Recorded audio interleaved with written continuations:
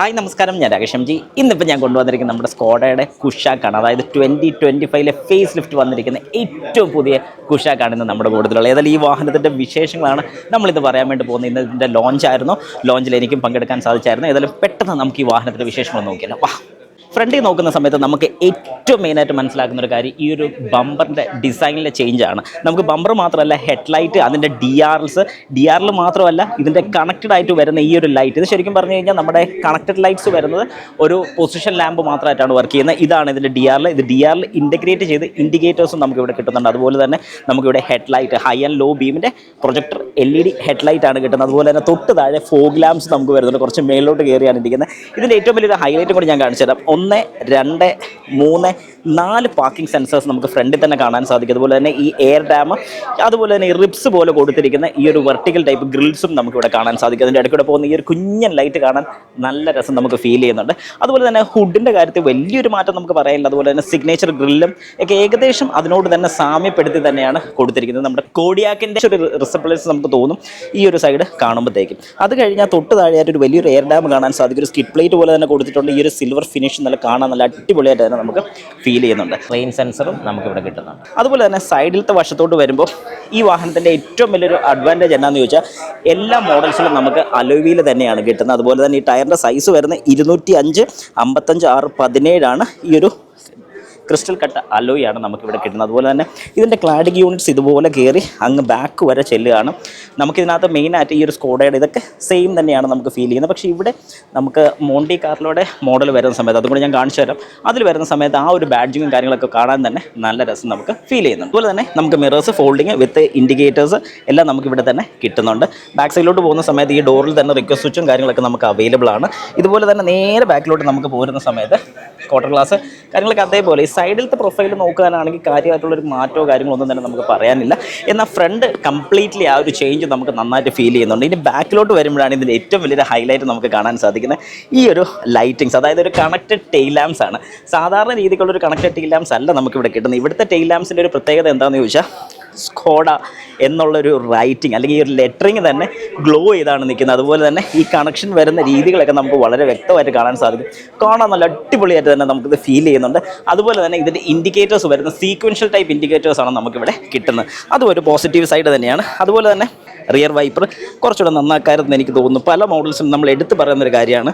ഇതിൻ്റെ ഒരു എന്താ പറയുന്നത്, ഒരു ക്ലാസ് കുറച്ചൊന്ന് കൂട്ടുകയാണെങ്കിൽ നന്നായെന്ന് തോന്നുന്നു. അതുപോലെ തന്നെ റിയർ ഡീഫോക്കസ് കാണാൻ സാധിക്കും. ഹൈ മൗണ്ട് സ്റ്റോപ്പ് ലാമ്പും ഷാർഫിൻ ആൻറ്റിനെയും കാണാൻ സാധിക്കും. ബൂട്ട് സ്പേസ് വരുന്നത് 491 ലിറ്റർ ആണ് ഇതിൻ്റെ ബൂട്ട് സ്പേസ് നമുക്ക് കിട്ടുന്നത്. അതുപോലെ തന്നെ ഈ 60-40 സീറ്റ്സ് നമുക്കിവിടെ കാണാൻ സാധിക്കും. ഇത് ഫോൾഡ് ചെയ്തിട്ട് കഴിഞ്ഞാൽ നമുക്കിത് 1091 ലിറ്റർ ആക്കാനും സാധിക്കുന്നുണ്ട്. അതുപോലെ തന്നെ ബൂട്ടിൻ്റെ കാര്യത്തിൽ വലിയ ബുദ്ധിമുട്ടോ കാര്യങ്ങളൊന്നുമില്ല, നല്ല സ്പേഷ്യസ് ആണ്. ഈ ലൈറ്റ് ഇപ്പോഴും ചേഞ്ച് ചെയ്തിട്ടില്ല. ഇതൊരു ഹാലജൻ തന്നെയാണ് വരുന്നത്.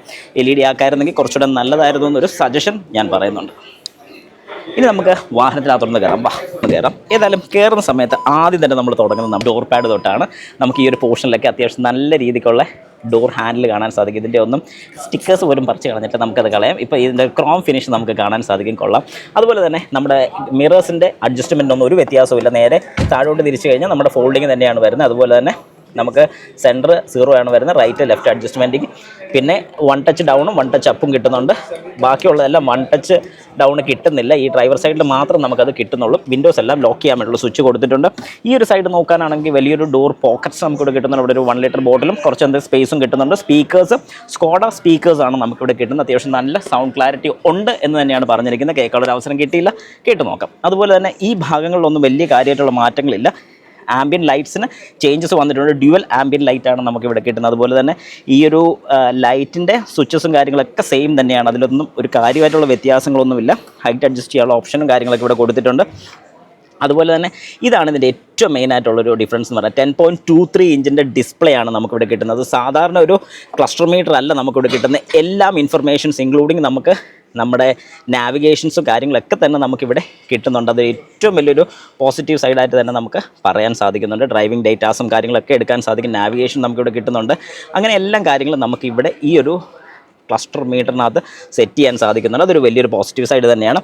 നമുക്ക് ബാക്കിയുള്ള സ്വിച്ച് ഏരിയാസും കാര്യങ്ങളൊന്നും ഒരു വ്യത്യാസമില്ല, എല്ലാം സെയിം തന്നെയാണ്. ആസിറ്റ് ഒരു 2 സ്ട്രോക്ക് സ്റ്റിയറിംഗ് വീല് തന്നെയാണ് വരുന്നത്. അതുപോലെ തന്നെ നമ്മുടെ വൈപ്പേഴ്സിൻ്റെ കൺട്രോൾസും കാര്യങ്ങളൊക്കെ നമുക്ക് ഇവിടെ കാണാൻ സാധിക്കുന്നുണ്ട്. അതുപോലെ തന്നെ നമുക്ക് ഹെഡ്ലൈറ്റ് യൂണിറ്റ് എവിടെയാണ് കിട്ടുന്നത്, ഓട്ടോ ഹെഡ്ലൈറ്റ് നമുക്ക് അവൈലബിൾ ആണ്.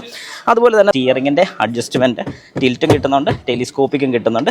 2 ഫീച്ചേഴ്സ് നമുക്ക് ഇവിടെ തന്നെ കിട്ടുന്നുണ്ട്. ഒരു ഇൻഫർടൈൻമെൻറ്റ് സിസ്റ്റവും നമുക്ക് ഇവിടെ കാണാൻ സാധിക്കും. ഒരുപാട് വ്യത്യാസങ്ങൾ, ഒരു AI ഫീച്ചറും കൂടെ വന്നിട്ടുണ്ട്. നമുക്ക് യൂസ് ചെയ്യാൻ കിട്ടിയാലേ ഇനി അതിൻ്റെ ഡീറ്റെയിൽസും കാര്യങ്ങളൊക്കെ കൂടുതൽ നമുക്ക് പറയാൻ പറ്റത്തുള്ളൂ. അതിൽ തൊട്ട് താഴോട്ട് വരുമ്പോൾ AC വെൻസും താഴത്തെ സ്വിച്ചസ് ഒന്നും വ്യത്യാസമില്ല. ഓട്ടോ ഓഫിൻ്റെ സ്വിച്ച് ഇവിടെ കൊടുത്തിട്ടുണ്ട്.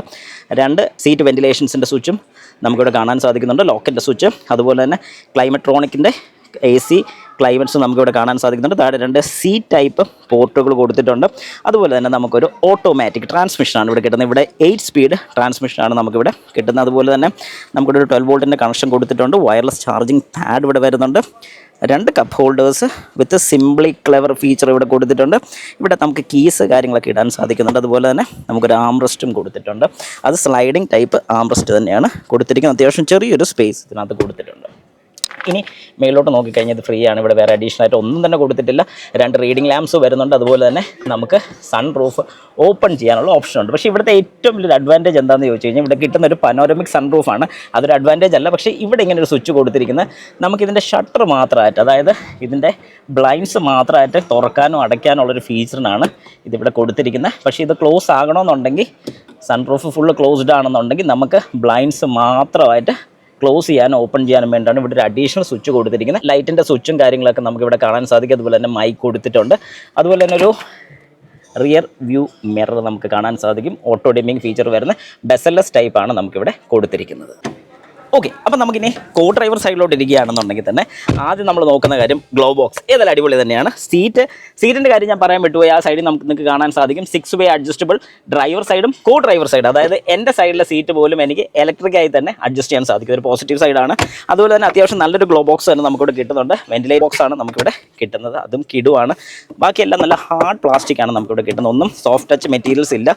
സൈഡിലാണെങ്കിലും ഈ ഒരു ഭാഗം മാത്രം കുറച്ച് ഒരു ലെതർ ഫിനിഷ് നമുക്ക് കിട്ടുന്നുണ്ട്. ഇവിടെ ഒരു ഓക്കെ ഫീലാണ് നമുക്ക് കിട്ടുന്നത്.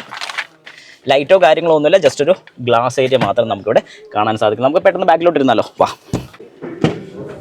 ഓക്കെ, ഇനി ബാക്ക് സീറ്റിലാണ് ഒരു വലിയ സംഭവം ഇരിക്കുന്നത്. അതായത് നമുക്ക് ബാക്ക് സീറ്റിൽ നോർമലി നമുക്ക് ഫ്രണ്ട് സീറ്റുകളിൽ മിക്കവാറും കിട്ടുന്ന ഒരു കാര്യമാണ് ബാക്ക് സീറ്റിൽ ആദ്യമായിട്ട് സ്കോഡയുടെ കുഷാക്ക് വന്നിരിക്കുന്നത്. അതായത് ബാക്ക് സീറ്റിൽ മസാജിങ് ഫീച്ചർ നമുക്ക് കിട്ടുന്നുണ്ട്. ഇവിടെ താഴെ കാണുന്ന ഈ ഒരു സ്വിച്ച് ഓൺ ചെയ്ത് കഴിഞ്ഞാൽ നമുക്ക് മസാജിങ് ഫീച്ചർ ഓൺ ചെയ്യണം. പക്ഷേ വേറൊരു കുഴപ്പം എന്നാന്ന് പറഞ്ഞു കഴിഞ്ഞാൽ അതിൽ ഒരു ലൈറ്റ് പോലും കൊടുത്തിട്ടില്ലെന്നുള്ളതാണ് ഏറ്റവും വലിയൊരു കുഴപ്പം. കാരണം ഞാനിപ്പോൾ പ്രസ് ചെയ്തപ്പോൾ വർക്ക് ചെയ്യുന്നുണ്ടോ ഇല്ലെന്ന് എനിക്ക് അറിയില്ലായിരുന്നു.